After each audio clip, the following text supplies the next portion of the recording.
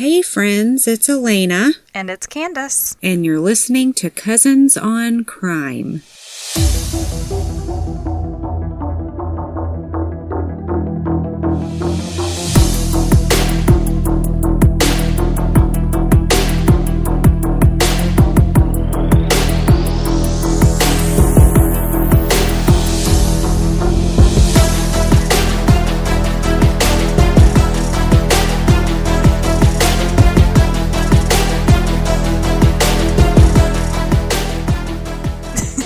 Hi.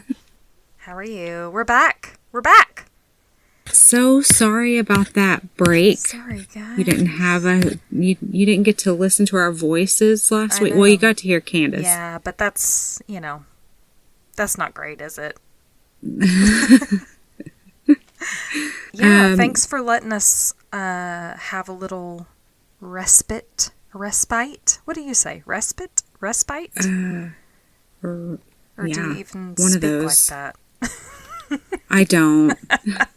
I would say sabbatical, but it's not long enough for a sabbatical, right? That. But we did have a nice little break. Did you have a nice break, Lena? I mean, I was still way busy with stuff. So even though it was a break from true crime, I didn't get a break from life. So yeah, exactly. Wouldn't that be nice to just be like, you know what? I need a week off from, everything. Yeah. I plan on doing that in August, so we'll see if it actually happens. Where are you going to go? Our favorite spot, which is Destin, Florida. Yeah, I'm just going to lay on the beach and soak up the sun, listen to the waves. Ah, that sounds great. We'll see if it happens. I don't know. Yeah. Well, that sounds like a great little getaway. Yeah. All right. What do you have for us tonight? Okay. Yeah, we'll get right into it. Tonight we're talking about, or I guess today whatever time of day you're listening. Missy Avila. Okay. And so there are a few other podcasts about her, and I think I counted 9. So you may have already heard this. I've never heard of the name, so. Yeah, so Michelle is her given name, but she goes by Missy Avila. She grew up in Arleta, California in the San Fernando Valley. Missy lived with her mother, Irene, and her 3 brothers, Ernie, Mark, and Chris. Missy made great lasagna, and she wanted to become a physical therapist, and she was really loyal to her friends. At about 8 years old, a girl named Karen Severson had moved around the corner from Missy, and they became quick friends. Karen was said to be a shy girl, and Missy was outgoing and had a big personality. They were together all the time, riding bikes and having sleepovers, playing Barbies, that kind of thing. Yeah. There were 2 other girls in the mix. I mean, Karen and Missy were best friends, but then there was Eva Trirumbolo. I don't know how to say that. And then Laura Doyle. They were the same age, and they lived in the area, and they often hung out as well. They all went into high school and attended San Fernando High School. And, this is the age where the hormones and the jealousy kind of stuff starts. Seriously. Especially with girls who are boy crazy, and these girls were boy crazy. They started to kind of grow apart. Missy, she was a petite girl at 4'10", and she was really becoming a beautiful young woman. She wasn't all about her looks, or conceited for that matter. We can all be a little critical of ourselves, but there's always just something that we do like about ourselves. For Missy, one of those things was her hair. Aww. She had great hair, pretty hair. All her pictures that I saw, her hair was just done nice, And she always had it fixed pretty. And actually, her little brother, Chris, would sit and brush her hair at night. Oh my gosh. How sweet is that? Kill me now. That is precious. So in Missy's sophomore year, I believe, a rumor had started that she had been sleeping around with several of the girls' boyfriends. Oh. Yeah. Another rumor that I heard was that someone had told the other girls at the high school that Missy was the one spreading rumors that their boyfriends were cheating on them. So scandals. Regardless, there were rumors flying, and the girls stopped talking to Missy. I mean, she was popular. Everybody loved her. And all of a sudden they stopped talking to her. And she had a scarlet letter on her now. Exactly. Missy was confused. She didn't understand why they stopped talking to her. And a group of girls from the high school had met up with Missy and ganged up on her and beat her up, like chipped her teeth. Oh my gosh. And, she came home with bruises all over her body, and that is so messed up. People are nasty. So she was able to make it home. I know. Girls are mean. Girls are mean. Her family did immediately press charges, though. Good. And the summer came while all of the legal stuff was going on, but Missy was just trying to get back to normal. Karen actually, she was 14 at the time, ended up getting pregnant and leaving the high school. She went to one of those alternative schools eventually, but since she wasn't going to high school with Missy anymore, it kind of put a strain on their friendship just because, they're not together all the time. And apparently Karen was like a bodyguard for Missy because Karen was overweight and just supposedly a big bully. Yikes. Was she a Karen? Karen was a Karen. I knew you were going to say that at some point in this. Did she say, these French fries are cold? She probably did. So funny. Mm-hmm. So after the incident where she got beat up, a student approached Missy and told her that Karen is actually the one spreading the rumors about Missy. Betrayal. Yeah. So Karen, she was very possessive over Missy, and any girl that tried to get close to Missy and be her friend would be dealt with. Yikes. Like, Karen would put a wedge between it and, not let it happen. She was not going to let anyone take her friend away. So Missy was so mad at this girl for telling her that it was Karen's fault. Like, she knew that Karen would never do anything like that. Yeah, you would think. So, yeah. However, Karen started her own bullying with Missy. Oh? She seemed to become jealous of Missy because Missy was more popular and attractive. As popular and well-liked as Missy was, there are reports that she was mean and kind of a bully too. Mm-hmm. But I'm thinking that that's because she had the influence of Karen, You tend to act like the people you hang around with. Absolutely. So during Missy's junior year, she started dating a boy named Randy. She only dated him for about a month, but then she ended the relationship because Randy was just always partying. She didn't like that. Well, right after their breakup, Karen made a move on Randy, and Karen and Randy started dating. Sloppy seconds. Yeah. Mm-hmm. Karen and Randy even moved in together. Wow. Yeah. How old were they? I think at this point they were 17. Wow. So there was a report that, Karen didn't have a great home life, and that's another reason why she was jealous of Missy, because even though Missy's parents were divorced, she still had a family who cared about her, and Karen didn't seem to have that. I don't know. I didn't read much about Karen because I really didn't want to know. Yeah. So Missy had told her mom one day about an incident while she was over at Karen's apartment. Randy was there too, and Karen had left the room, and Randy had pulled Missy onto his lap unexpectedly. Oh, inappropriate. Yeah, and so when she attempted to get up, Karen walked in and became enraged. I would be too. Yeah. She told Missy to leave. Well, Missy tried giving an explanation, but Karen would not hear it. Yikes. Missy was disgusted with the situation and was trying to be a good friend to Karen, and she suggested that Karen break up with Randy because he couldn't be trusted. Yeah.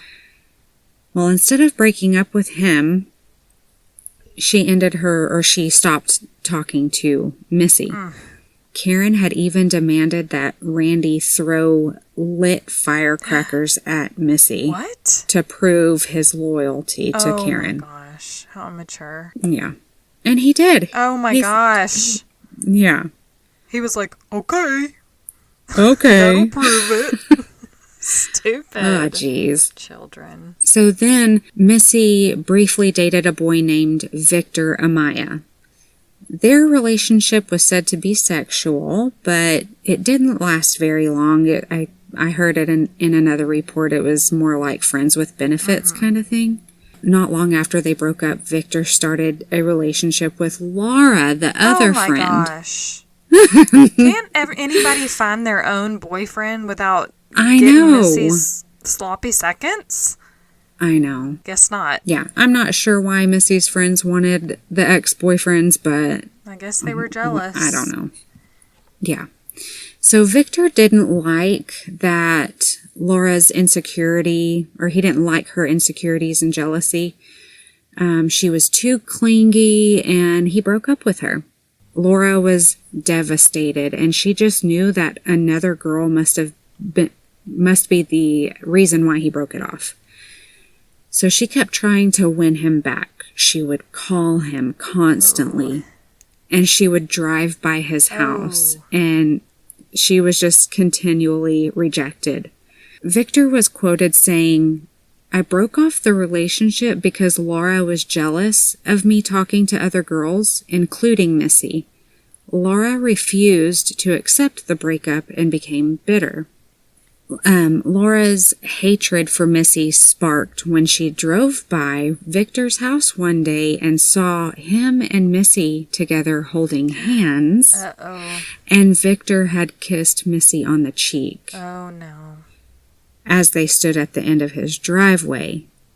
Well, he looked up and they see this car coming at them, and they're like, oh no. Yeah, she was furious. She drove up to them. She rolled down her window. He went to talk to her. I think Missy stayed back, but she wanted them to know that they had been caught. Like, I see what you're doing. And so Victor said in another quote, "We argued with Laura at my house in Arleta. Me, my brother Noah, and Missy had been standing in front of the house when Laura drove up, and Laura wanted to know, why is Missy here? And I ordered Laura to leave. Before she drove away, she said, 'I'm going to kill that bee.'"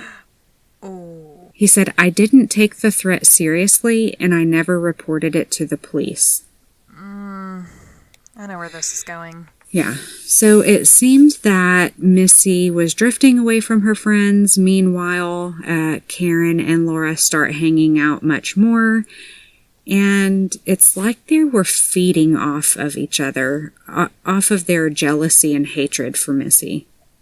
And Missy's brother Mark had even told her that she just really needed to find new friends. Yeah. Like, these friends were no good. And Missy was even getting into like drinking and smoking with them, and he just saw it going down a bad path. September 21st of 1985, Karen spotted Missy at the local park where a lot of the teenagers would hang out. It's called Stonehurst Park in Arleta. And Karen pulled in, and she got out, and she starts attacking Missy. Oh my gosh. Karen threatened Missy with a broken bottle and pushed and slapped her. Nasty. Yeah. Missy's friend Tammy was there and stepped in, and she took up for Missy. Tammy said that if she hadn't done that, Karen would have beat Missy up and probably would have killed her that day. Tammy was actually one of the people that Karen had bullied for, through the years, and she was fed up with it. And that's one reason she stepped in to protect Missy. Good. So a few days go by, and Karen and Laura eventually apologize to Missy. They're like, let's just We're stupid. Try to fix this. We looked ourselves in the mirror. We feel silly. Yeah. And so Missy was so excited that her two best friends were back in her life. And she just maybe they could put all the drama behind them. Oh. On October 2nd of 1985, Laura called Missy and asked if she wanted to hang out and go to Stonehurst Park and talk. Well, Missy agreed, and she told her mom of her plans, and she was so happy, saying, I'm going out with Laura, and we're going to Stonehurst Park. I promise I'll be home by 8. And I think it was a Wednesday. I looked it up, but I didn't write it down. I think it was a Wednesday. Anyway, school night. Well, when Laura got to the house, the girls were laughing and talking about boys, and she told her mom bye, and they left. Well, 8 o'clock came, and Missy did not arrive at the curfew time. But her mom was trying to give her a little grace period. She knew she loved to be with her friends, so she wasn't too worried about it. As she waited for Missy to arrive, Laura called Missy's home, and Irene answered, and Laura asked to speak to Missy. Well, Irene was shocked and a little confused because she thought Laura and Missy were together. Well, Laura told Irene that they had gone to Stonehurst Park, where the friends would hang out, and they didn't see any of their friends, so they just started to leave. But as they started to leave, Missy saw 3 guys that she knew. Laura said the 3 guys were standing by a blue Camaro in the parking lot. And Laura said she had never seen the guys. She didn't know who they were. And Missy asked Laura to go over and talk to them. Well, Laura drove over there.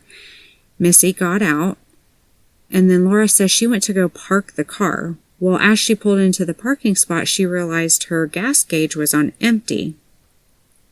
So she yelled to Missy, hey, I need gas. I'm going to go fill up and I'll be back. What? Yeah. So when she came back, Missy and the 3 guys and the Camaro were gone. Ugh. You don't leave your friend. I know. Just don't leave your friend. No, don't do it.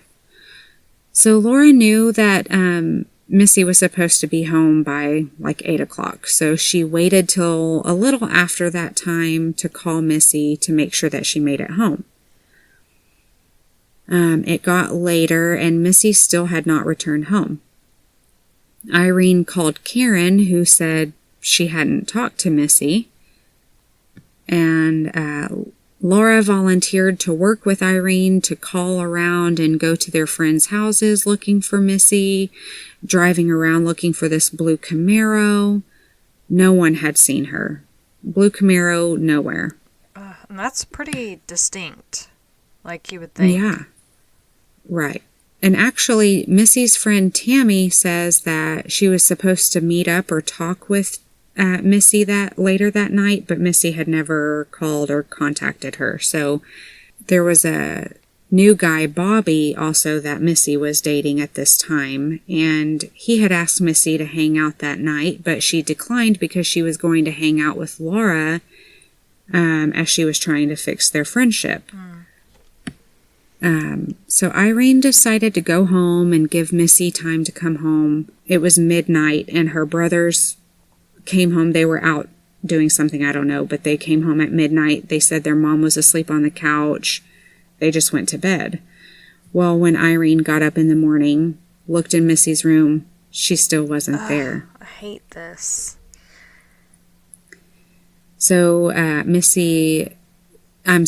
Irene went to the police the next morning when she realized Missy was not home.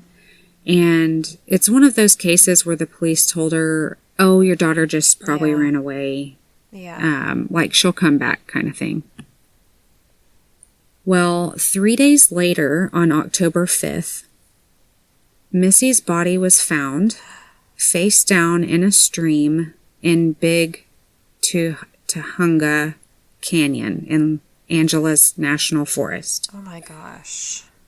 Ugh. 2 men were hiking in the area, as they did often. There was a big log in the area that they noticed had been moved from the last time that they were there. And as they walked closer, they're like, hey, let's go check this out. This log is moved. I wonder how it got over there. So they walked closer and they saw Missy's body pinned underneath the log. Oh, no. They ran off to alert the police. Yeah, so they found that Missy had drowned in 8 inches of water. Oh, my God. She was alive. Oh. Yeah. Her long, beautiful hair was cut off. Chunks of hair were found on top of the rocks on the edge of the stream. Like the rocks weren't in the water. It was like boulders on the side of the stream. Chunks of her hair had been cut and left on the rocks. That is low. Yeah. But they didn't have much to go on. I mean, they questioned Laura since she was the last person to see Missy, and she told them the same of what she told Irene. However, police could not find any information on the blue Camaro. Who did it belong to? Who were the 3 guys? Well, they didn't immediately find information on. They did find a blue Camaro matching the description with a couple of the guys in it. So they brought the guys in, they put them in a lineup, and Laura could not identify any of the guys. Another lead was a girl named Sonia. Sonia was one of the girls that Missy was having the legal issues with, and their court date was scheduled for a week after the murder. So it looked like maybe she was trying to shut Missy up. Wow. Well, she had an alibi, and she was cleared.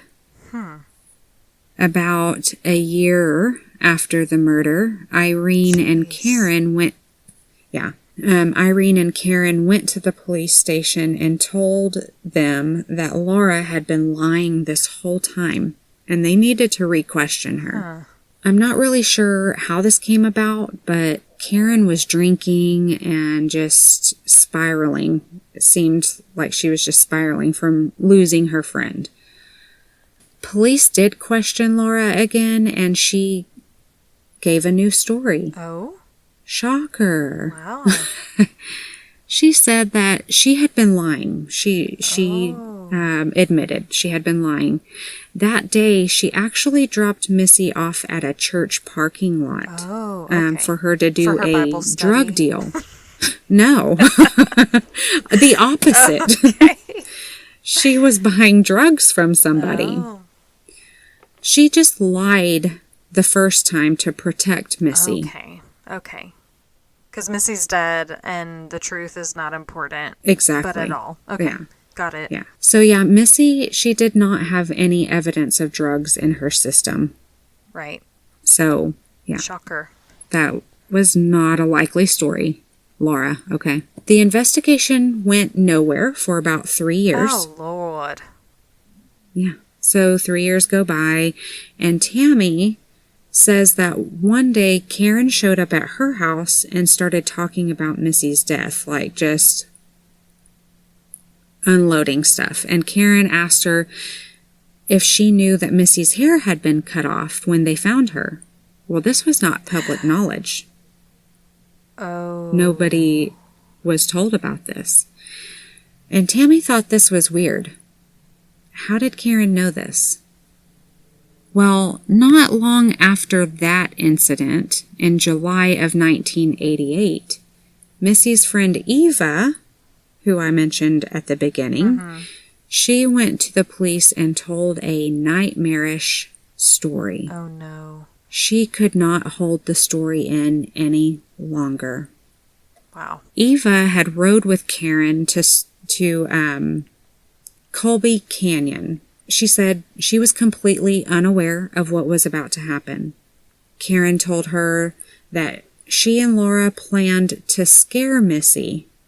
And Eva said, I didn't know what they had planned. I didn't know how far it was going to go. So they met up at Colby Canyon. So Eva was with Karen and then Missy was with Laura. And when they reached the forest, they park in a dirt lot near a wooded area, which is located near the creek in Colby Canyon. And it's actually another spot where the teens would meet up and hang out. It's like 45 minutes from where they lived. Ugh, Missy, these girls have beaten you up. I know. Bless her heart. She just loved her This friends. is too remote. This is no good. So Karen and Laura, the plan was, and they started acting out their plan. So they start arguing with each other. Karen and Laura's arguing with each other. And Missy's like begging them to stop. Like, what are y'all arguing about? Like, this is, we need to be friends kind of thing. Just stop arguing. Well, the tables turned. Oh. And Karen and Laura start ganging up on Missy. And so Missy's still in the passenger seat, and they yanked her out of the car, and Missy began crying, and the girls start pushing and shoving, calling her names, accusing her of sleeping with their boyfriends, and yikes. So they're like pushing her down this path into the forest, like where you could go on a hiking path. And I think they go about like 100 or 200 yards into it. Eva says she was sitting in Karen's car watching from a short distance. She's just watching it all unfold. And she watches them walk into the forest. She could see the confrontation was getting intense. Laura grabs Missy by the wrist and pulls her, says, "Let's go for a walk." Missy's crying and she hesitates, but Karen pushed her towards the wooded area. There's a few different versions, or a couple different versions. One is Eva walked with them down into to the creek and then left, went back to the car because she didn't want to have any part in it. But then the other version is that Eva just never got out of the car. So don't know what's true. So Laura yanks Missy's hair and once again accuses her of sleeping with Victor. She steps beside the creek, Laura goes into the creek and she tells Missy, "Come in with me." And she's just standing there like, no. Oh, before that is when they grab something sharp, I guess a knife, and start cutting her hair off. Oh my gosh. Yeah.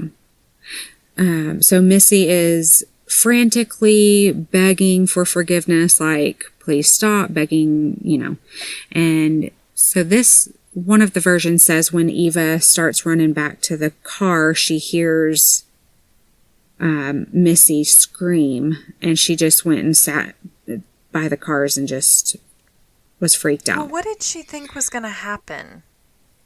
I don't know. Their history is violence. Like, their history is to be violent, especially towards her. So. Exactly. Well, and Missy is a whopping 98 pounds, and apparently Eva was pretty small and petite as well. So she's like, I think she just knew. Get beat up as she knew. Exactly. So, yeah, she said she was kind of fearful of her life as well. So they were beating Missy's face. So that's when Laura gets in the creek, tells Missy to come on. Missy's like, no. And then Karen was behind Missy, and she pushed Missy towards Laura. And they grabbed her. I think one report said that one of them grabbed her arms, one of them grabbed her legs, and At one point, her hands were tied behind her back. She was gagged. My gosh. And they were forcefully shoving her head down into the water and saying, "You're going to pay for sleeping for our boyfriends," kind of thing. Okay. Well, they were her boyfriends first. So. Yeah. Okay. Silly girls. So she struggled. She was fighting for her life. She put up as much of a fight as she could. And when they realized that she was too weak to run, or barely alive for that matter, they looked over at that 100-pound log that was 4 foot long, and they left her weak there in the water, went to get the log, and placed it on top of her head and neck. Oh, and my gosh. Yes, that is when she drowned. Karen and Laura walked back to their cars and quickly left. Now, one report that I read says Eva went back to the cars. When she went back, the cars were locked, so she didn't have a key to get in, and so she just sat there. And as soon as the girls came back, she hopped in Laura's car, and Karen got in her own car and drove off by herself. Eva said she was scared during the car ride back to Arleta, and she asked, "What happened? Where's Missy?" I'm like, okay, now you're concerned? And Laura says, "We killed Missy." Wow. And I asked Laura, "Are you sure she's dead?" And Laura says, "She is." And then she said, "Missy deserved to die because she slept with Victor." Like, they're obsessed with this. Oh my gosh. Irene never suspected Karen or Laura. I mean, she knew they were rough around the edges and not very good friends, but, I mean, surely Missy's best friends would not have done this. Yeah. They both even attended Missy's funeral, That's so of course. Gross. Yeah. Laura had sent Irene a get well letter with $20 inside. What? Like, here's some sympathy. Put this towards the funeral cost. Yeah. Karen played the grieving friend and even moved in with Irene. No. Stop it. Don't tell me acting she as stayed like a in Missy's supportive room. friend. Girl. Don't. Girl, drop me off in the church parking lot, okay? Because I need to pray about this. Oh my gosh. She did stay in Missy's room, but she slept in the floor. What? She didn't sleep in the bed. I think That's Irene was trying to keep Missy's room preserved as much as she could. But there's a woman named Siobhan that I think she's Missy's sister-in-law. She married one of Missy's brothers. She talked about how Karen slept in the floor and just was acting like a surrogate daughter, like trying to be there for the family. Ew. Well, really, she just wanted to get close and see where the investigation was going. And she wanted to throw off leads in different directions. But she also, was jealous of Missy and that she had a loving family, so she was trying to play. They're my family now. Yeah, ew. Yeah, and she would wear Missy's makeup. No. That's so morbid. I mean, this lady, or this girl, is narcissist for sure. So, yeah, she gave all different kinds of leads to the investigators. She would tell them, it could be Randy. It could be so-and-so. And Karen actually convinced their friends that Randy was the killer and convinced them to beat Randy up. Oh my gosh. So she's a monster. This is her next victim. Yeah. Jeez. And so Randy actually, they did beat him up they told him to come over for a party. Well, there was no party. It was just the group of I don't know who all was there, but they beat him up and they left him at this house, one of the friends' houses. And they thought he was dead when they left him. Oh my gosh. Well, he did lose consciousness, but when he came to, he was there alone, and he was able to get himself up and drive himself to the hospital. Oh, my Lord. Yeah, and so when Karen found out that he was still alive, she convinced the guys to try to shoot him. Oh, and they put together a plan. Well, Randy never showed up to the place that that they were supposed to shoot him, so he didn't get shot. Yeah, I mean, he's not going to show up after you just beat the crap out of him. Well, I think they were like laying in wait somewhere, not, I see. Yeah, they didn't ask him to come. I think they were just thought they knew where he would be. Yeah. Yeah, so Irene, bless her heart, she was so heartsick and disgusted when she found out that her daughter's killer was right beside her, living in her home this whole time. Karen was obsessed with what she had done. She visited Missy's grave several times a week. Ew. And she went back to the creek several times where she did the murder. Wow. She had pictures and newspaper clippings of Missy all over her bedroom wall. Very crazy. And there's actually a lot of little stories here and there that have been told, like things leading up to this situation. I didn't want to tell anything false. I don't know what all was true, so I just kind of left them out. There's lots of just crazy things that Karen did. There are other versions to what I told y'all today, but I think I gave y'all the truest version. Yeah, it's so hard to tell, isn't it? Yeah. Anyway, going into the conviction, so Eva had gone to the police and just unloaded. Well, even though she was there for the murder, she did not get convicted. I guess because maybe she told the story, she confessed, and she said she stayed in the car. So she didn't get convicted. But Karen Severson and Laura Doyle, I think they were tried together. They were charged with first-degree murder. And at trial, the prosecutor recounted that both girls lured Missy to the stream, yelled at her for having sex with these boys, and killed her. And in March of 1990, Karen and Laura were convicted of second-degree murder. Wow. And sentenced to 15 years to life in prison. The jurors said that they weren't convinced that the girls planned out the murder. Why? Like, they had a history of violence towards her. Yeah, and Eva even said that they were going, they planned to take her out there too. And Karen even says, I was only going to torment her. Okay, well torment or murder, and Missy it can go a little too far. Told her mother she was going with Laura. So how does Karen factor in but for to commit this crime? Right. I mean, it was there's no other reason to hide the fact that Karen was going to be there other than this was an ambush. Yeah, a ruse. Yes, yeah. A ruse.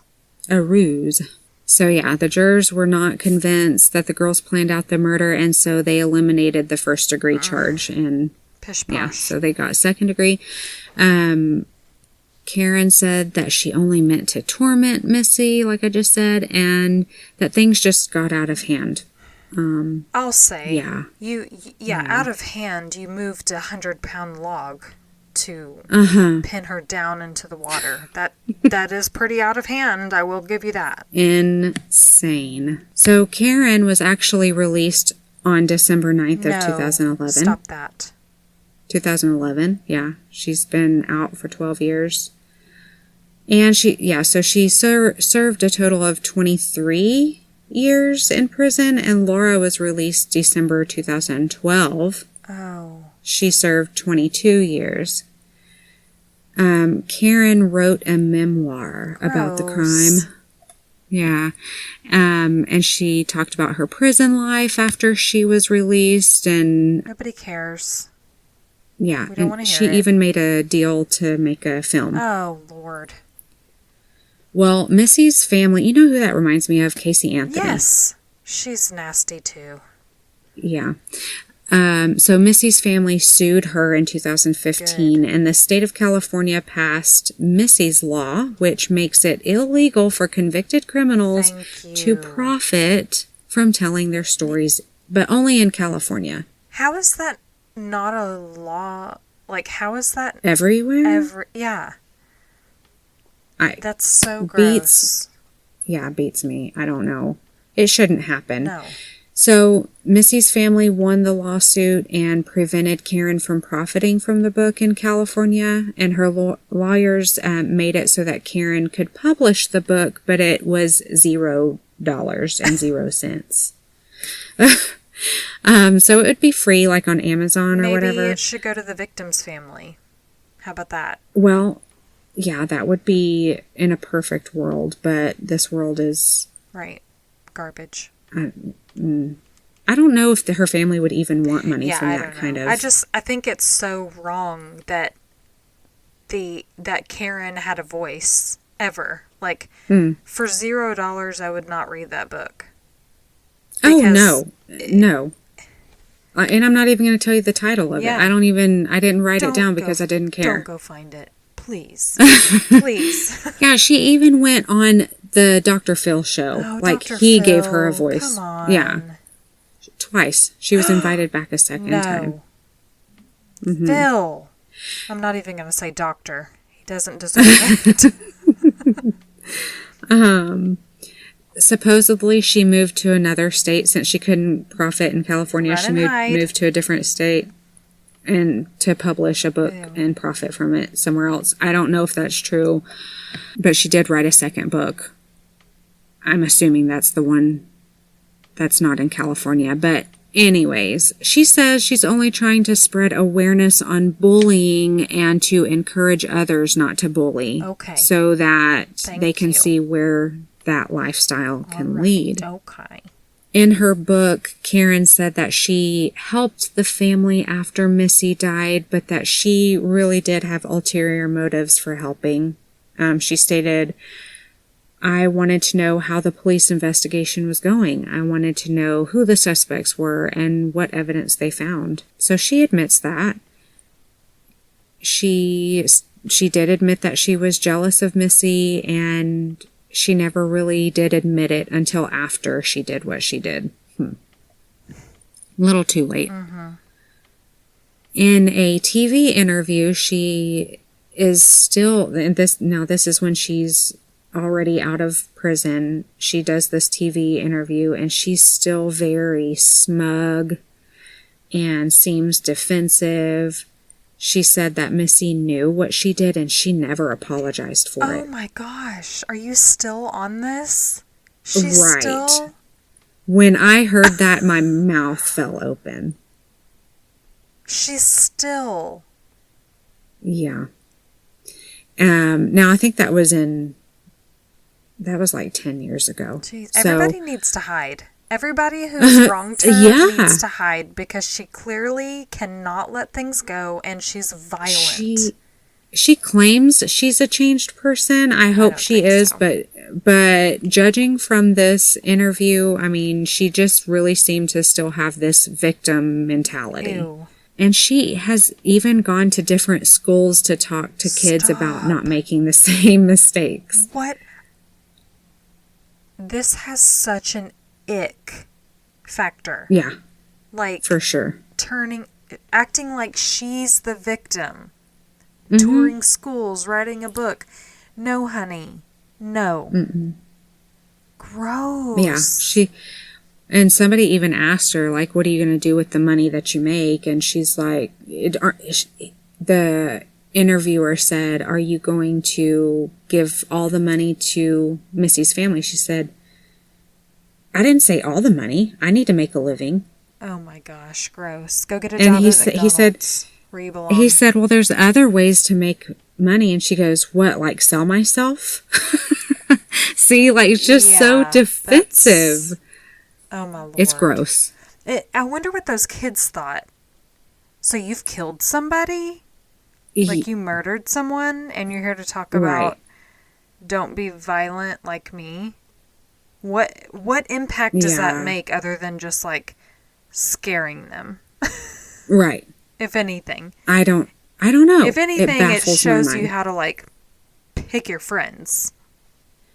Exactly. And that's my point at the end here. Okay. Well, I'm reading your I'll notes. give you my...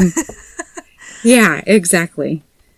Get out of my head. That's what you tell me. I won't. So Laura, she eventually told the truth about what happened during the parole hearing. She said, yeah, we planned it and we did it. She said if she could do it all over again, she would switch places with Missy so that she could endure the pain. So she does show remorse. She's been, that lady, Siobhan, that I told y'all about earlier, Siobhan said that Laura was very helpful in whenever they were doing a documentary. And Laura was willing to talk and answered every phone call and question to the best of her ability. So the family seems to accept Laura's remorse, but yeah.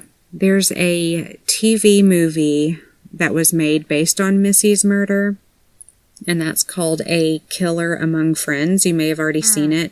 Is it a Lifetime movie? Something like that. Yeah, I've probably seen it.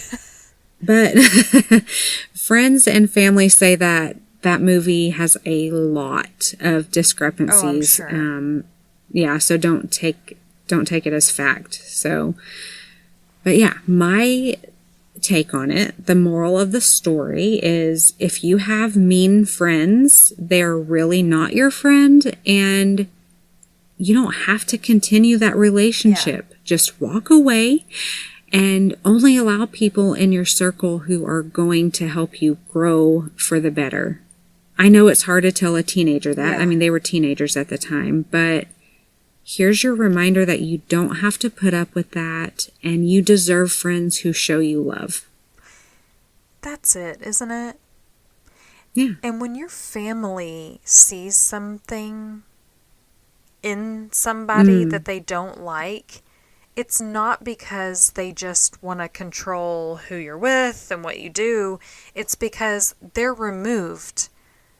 Yeah. And they see something... Like, they see how that relationship affects you in a toxic way. I've had many friendships like this, and my mom was I just don't like that person. I just don't like them. Mm-hmm. And turns out... I've been in that situation. Yeah. Mm-hmm.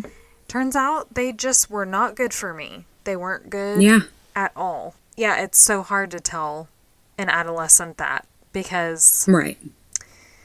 You know, we think we know everything during that time in our life, but yeah, this is a sad story because it's just the same story you feel like you have experienced, like you've experienced, but not like it didn't get to murder, but right, you feel like you've had these toxic relationships and you've had girls bullying you or experienced other people being bullied, and it's... Yeah, where it could have gone further. Yeah. And with social media, oh my Lord, Oh, man. I'm so thankful that I didn't have social media at that age. I'm so thankful. Oh my goodness. I know. But you know what also, the case that this reminds me of is the Betsy Faria and Pam Hupp case, where she, was acting, Pam was acting as her best friend, like a caring friend. Yeah, y'all, if you haven't listened to that one, that's at the beginning stages of our podcast. So anyway, yeah. You don't have to be friends with mean people. Just don't do it. It's true. Invest in people who invest in you. Absolutely. I mean, now there are people that could use a little positivity and light, but you don't have to be their friend. Right. So, well, thank you for that, Lena. That was great. You're welcome. Let's do it again sometime. All right, let's do it. We'll see you next week, guys. Bye, y'all. Bye. Well, thank you for listening to Cousins on Crime. If you're enjoying our podcast, please leave us a 5-star rating so that other true crime fans can find us. If you have any case suggestions or just want to say hey, email us at cousinsoncrime@gmail.com. And be sure to follow us on Instagram, where we post case photos and information at Cousins on Crime Podcast.